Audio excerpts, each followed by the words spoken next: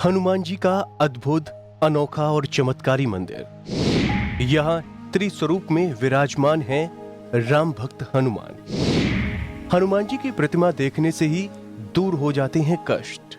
रावण की लंका दहन करने वाले हनुमान जी की एक अलग ही छवि हमारे मन में बनी हुई है। इन्हें हर जगह ब्रह्मचारी के तौर पर पूजा जाता है, लेकिन आज हम आपको एक ऐसे मंदिर के दर्शन करवाएंगे जहां पर बजरंग बली स्त्री रूप में स्थित हैं।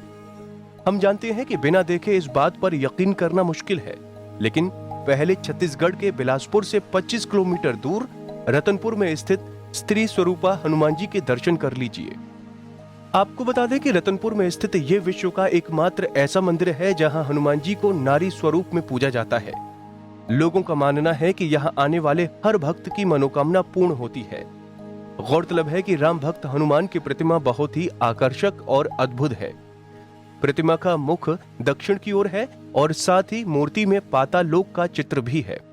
मूर्ति में रावण के पुत्र अहिरावण का संहार करते हुए दर्शाया गया है।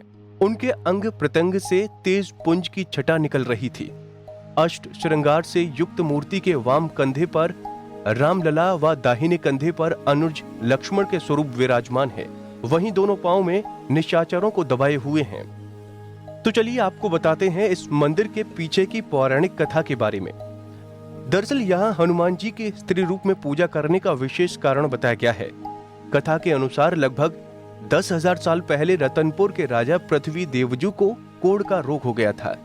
कोढ़ की बीमारी से लाचार देवजू ने विचार किया कि मैं इतना बड़ा राजा हूँ परंतु किसी काम का नहीं।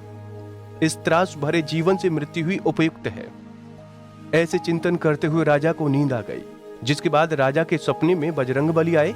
उन्होंने स्वप्न में हनुमान जी की बिल्कुल वैसी ही झलक देखी जैसी प्रतिमा मंदिर में स्थापित है। अष्ट श्रृंगार युक्त हनुमान जी की दिव्य मंगलमयी मूर्ति ने राजा से कहा, हे राजन, मैं तेरी भक्ति से प्रसन्न हूँ। तुम्हारा कष्ट अवश्य नाश होगा। तू मंदिर का निर्माण करवा कर उसमें मुझे बिठा। मंदिर के पृष्ठ भाग में ताल खुदवा कर उसमें स्नान कर एवं मेरी विधिवत पूजा करो। इससे तुम्हारे शरीर में हुए कोढ़ का नाश हो जाएगा। इसके बाद राजा ने विद्वानों से सलाह ली। उन्होंने राजा को मंदिर निर्माण की सलाह दी। राजा ने गिरिजाबंध में मंदिर का निर्माण काम शुरू करवाया और जब मंदिर का निर्माण कार्य पूरा हुआ तो राजा ने सोचा कि मूर्ति कहां से लाई जाए। इस विचार के बाद एक रात स्वप्न में दोबारा हनुमान जी प्रकट होकर बोले कि महामाया के कुंड में मेरी मूर्ति रखी हुई है, तो कुंड से उसी मूर्ति को यहाँ लाकर मंदिर में स्थापित करवा। लेकिन राजा को बहुत खोजने पर भी वो मूर्ति नहीं मिली और निराश होकर राजा महल लौट आया और इसी सोच में डूबे हुए उसकी आंख लग गई।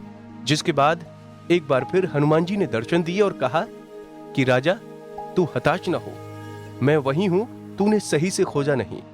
वहां घाट पर जाकर देखो जहां समस्त जन जल लेते हैं, स्नान करते हैं, उसी में मेरी मूर्ति रखी हुई है। सुबह उठते ही राजा घाट पर पहुंच गया और वहां उसे मूर्ति मिल गई।